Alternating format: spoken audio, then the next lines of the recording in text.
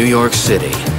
When it comes to New Year's Eve, there's no better place on earth to celebrate. There's lots to do here, and you know, the important people like to spend New Year's Eve in New York City. After the celebrations, the rich and famous retire to one of the finest hotels in the world. I think if heaven had a hotel, it would be the Pierre. The Pierre Hotel was perhaps the most elegant hotel in New York and possibly in America. Kings, queens, princes, they all stayed there. And the richest guests feel confident locking their valuables in the Pierre's steel-reinforced safety deposit boxes. The Pierre boasts more security than any hotel in Manhattan. But in the early hours of January the 2nd, 1972, while guests slept peacefully in their beds, a gang of tuxedo-clad criminals took over and ran the Pierre Hotel. The first cops on the crime scene got quite a surprise. They saw the handcuffs on the floor now and all the people around, and then they saw the devastation done to the safe deposit boxes. When the detectives came, there was virtually no clues. Within a 2-hour period, they cleaned out 50 boxes. There was no question that the planning and the execution of this robbery was superb. They knew what they were doing. These are professional thieves. They're not fly-by-nights. Estimates have ranged from a low of $4 to $5 million to a high of 10. The robbery was a front-page story in all the newspapers, from the New York Times to the New York Post, and around the country. It was the greatest hotel robbery of all time. A band of thieves had taken over one of Manhattan's busiest hotels, and without firing a shot, made off with millions in cash and jewels. It was the work of master jewel thief, Bobby Comfort. The question is, how did he do it? On the night of January 2nd, 1972, mastermind Bobby Comfort and his gang take over and run the Pierre Hotel and make off with millions in cash and jewels. To his neighbors in Rochester, Bobby Comfort is a regular family man. What they don't know is he's really America's most amazing jewel thief. Comfort had been burglarizing homes and department stores from the age of 12. But his career as a thief takes off when he teams up with Sammy Nailo, a small-time hood with a love of gambling. They met in prison, Bobby and Sammy. Turns out they were both interested in similar things, robbing people and making a lot of money, and Sammy was kind of a nervous person with sticking to all the details. Bobby was a little cooler, a little more relaxed. The impulsive Nailo and the charming Comfort start robbing some of Manhattan's biggest hotels. They went from hotel to hotel, making the police commissioner and others in the city crazy because they couldn't stop them and they couldn't outwit them.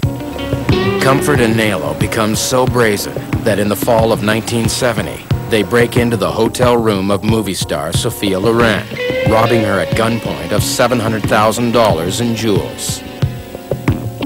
Comfort now sets his sights on a bigger prize, the landmark Pierre Hotel. He knows it won't be easy. With over 200 guests, an enormous staff, and more security than any Manhattan hotel, he'll have to do his homework. He went to the library, reading up on the history of the Pierre and also the various elements that went into the building of the Pierre. Comfort commits the location of all entrances, exits, and stairwells to memory. He then checks in as a guest in order to scope out the actual location. And he went under the guise of Dr. Wilson, and he used credit cards of Dr. Wilson because it came into Bobby's possession by some robbery of his. And it says something also about how deft Comfort was, because he was passing himself off as a doctor. Every night he had a strange habit of taking a walk at about 4 o'clock in the morning. So he just walked around and was friendly and saw how all the other people acted, and he didn't seem suspicious at all. From his seat in the lobby, Comfort studies the coming and going of hotel staff, determining who's on duty and at what time. He also learns the Pierre locks its doors every night at 1 a.m., admitting only registered guests. Most importantly, he discovers that around 4 a.m., the night clerk unlocks the vault containing the safety deposit boxes to perform his nightly audit. Now Comfort sends Sammy Nalo into New York's seedy underworld to recruit the experienced thieves they'll need.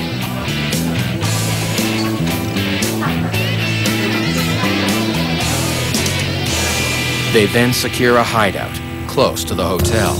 Sammy Nalo had rented an apartment, what they call a railroad flat, on the far west side of Midtown. And it was a shabby place, but this is the place that they were going to go to right after the robbery.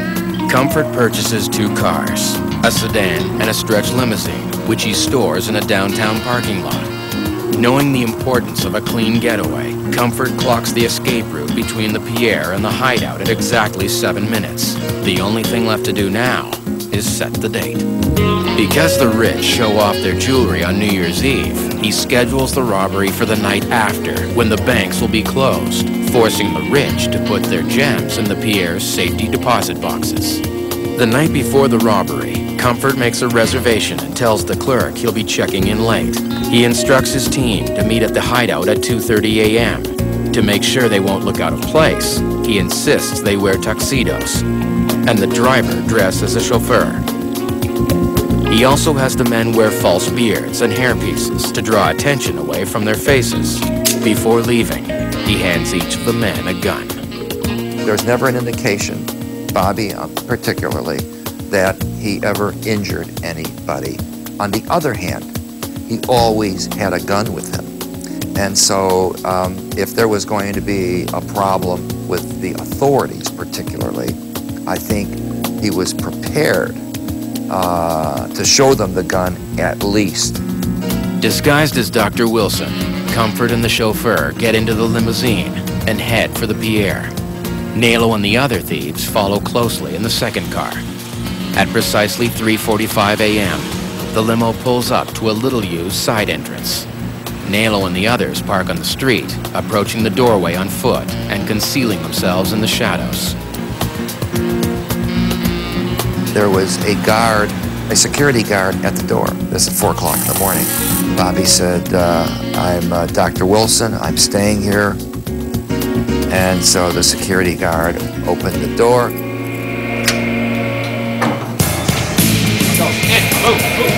As soon as they're through the door, the team splits up. They must act quickly to lock down the hotel and take over all operations before the guests become suspicious. Bobby immediately heads upstairs to secure the front desk.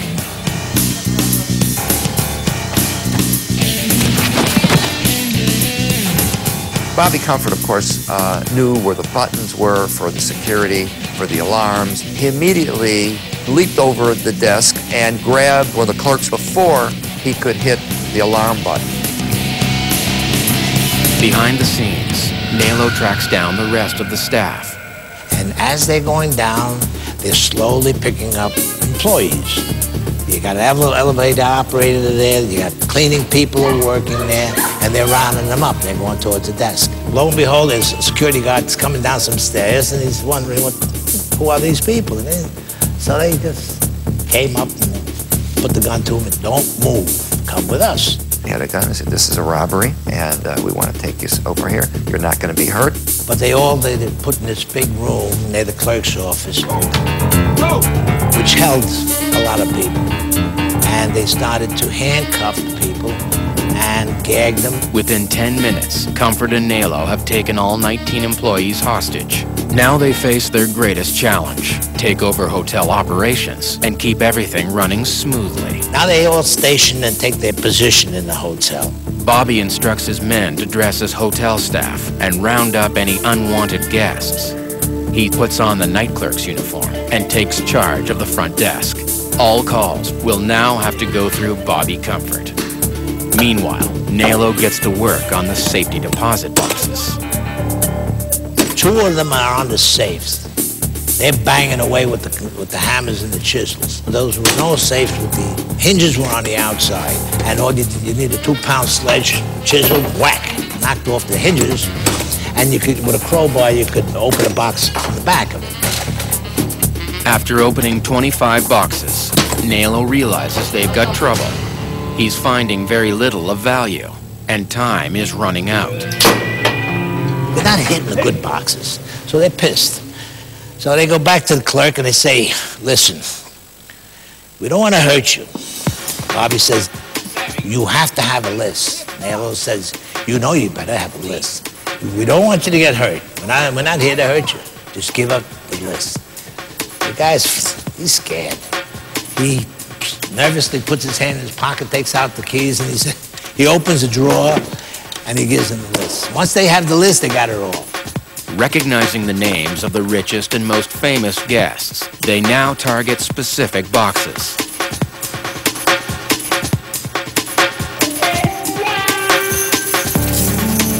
Out front, Comfort runs into more trouble. One of the guests, an old man, comes in something like around 5:30, right in the middle of the robbery. Bobby intercepts him, and now the guy sees the gun. And the guy said, oh my God, he's like, I have a weak heart, I'm not gonna be able to take this. And then Bobby puts the gun away and says, look, it's okay, no one's gonna be hurt. Would you want a glass of water? He gets him a glass of water. He said, everything is gonna be okay. We're gonna have to handcuff you. In fact, that's when Nalo did a little thievery for himself. With his partner's back turned, Nalo pockets almost $2 million in jewels. As they say, you know, life doesn't run smoothly. Robberies don't run smoothly either. The incessant ringing of the phone demands Bobby's attention. A newlywed couple wants champagne sent to their room. Bobby has no choice but to dispatch one of his men and take them hostage.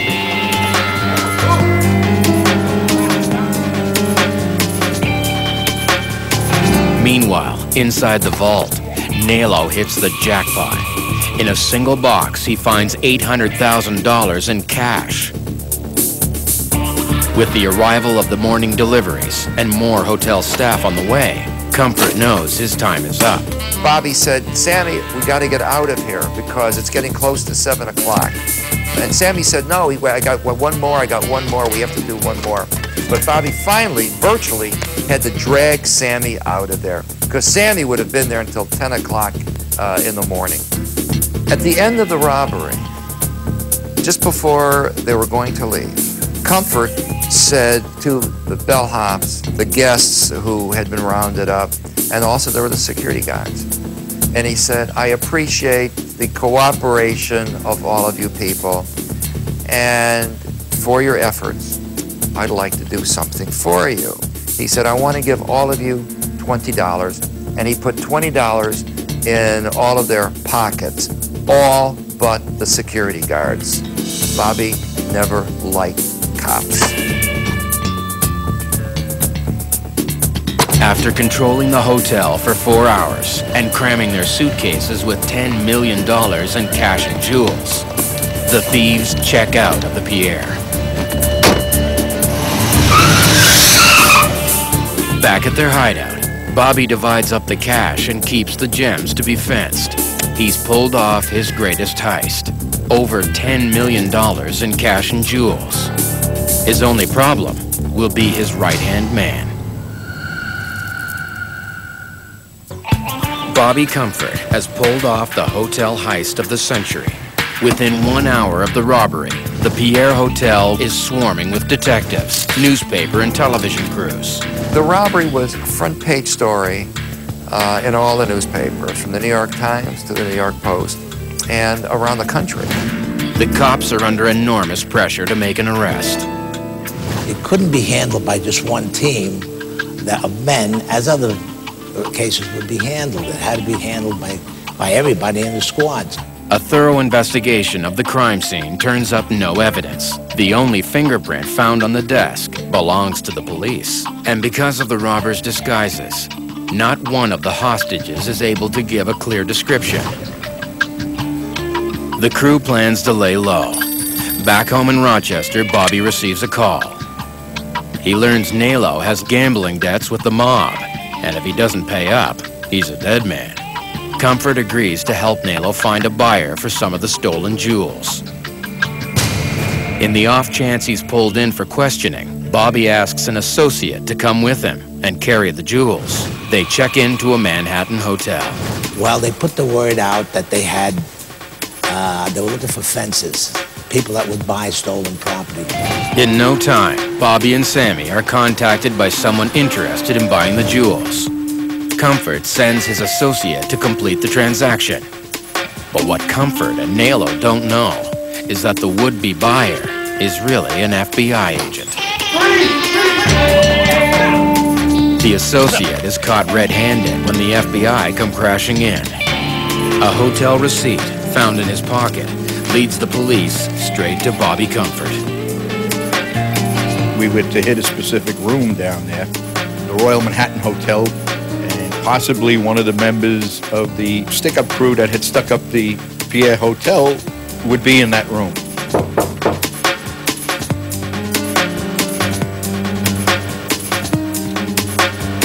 And the door opened. There were 3 guns pointed at Bobby Comfort. We entered the room. We placed him under arrest, put handcuffs on him, searched him, at which point I found some diamonds in his pocket. Now they had Comfort, but they still needed Nalo. The name of Sammy came up. At that time, they called him Sammy the Arab. He had a lot of aliases. Having previously tailed Sammy on the Sophia Loren case, investigators visit an apartment where they believe Sammy may be staying. They're greeted at the door by a woman. We go up to 4A, but no, the woman opened the door, and she tells us that the gentleman wasn't home. She said to us, well, he's a very nice man. Sammy is wonderful. This is the first time that we hear the name Sammy. Ooh, so we were hot. Police quickly determine the girlfriend is an illegal immigrant from Colombia. Terrified of being deported, she offers to take the police to the Bronx to find another of Sammy's apartments. So we went up there, and we went up the hill and down the hill, and she sees it. And all of a sudden, she says, there it is. And she points to the house.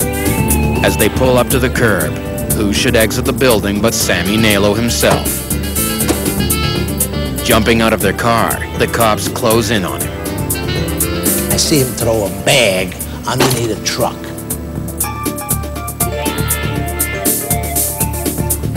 Hearing a noise from behind, Sammy turns.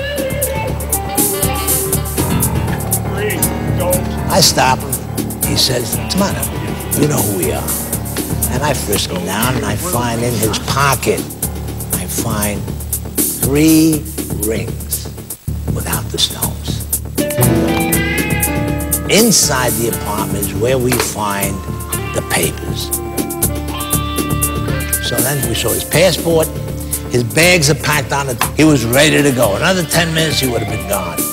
4 days after the heist, police have Comfort and Nalo in custody. Convicting them, however, will prove a lot harder. The case against jewel thief Bobby Comfort and his accomplice Sammy Nalo proves hard to prosecute. Many of the wealthy guests whose possessions were stolen want nothing to do with the investigation. Nobody wanted to get involved. Nobody wanted to testify. Nobody wanted to come to ID. Those who do testify have trouble identifying the robbers. I remember 6 people being interviewed who had Sammy Nalo as 6'4" when he was really 5'4", very fat when he was slim, had a bushel head of hair when he didn't. To make matters worse, the FBI also refuses to participate. Their position is we can't expose our informants and we can't expose our undercover agents.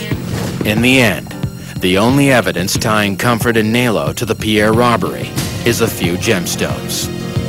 And based on that, a plea was taken of possession of stolen goods, having nothing to do with the robbery. Jewel thief Bobby Comfort and accomplice Nalo plead guilty to possession of stolen goods in exchange for a maximum 4-year sentence. After his release from prison, Bobby Comfort returns home to his wife and children. On June 6, 1986, surrounded by his family, Robert Anthony Comfort dies of a heart attack.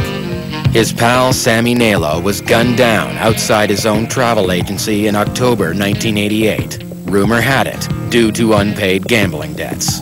With the exception of jewels seized in the sting operation, police never did find the rest of the Pierre loot. I love the fact that they wore a black tie. I love the fact that they pulled up in a limousine. I don't want to sound like I admire crime that much, but by the same token, I walked away with some admiration for them.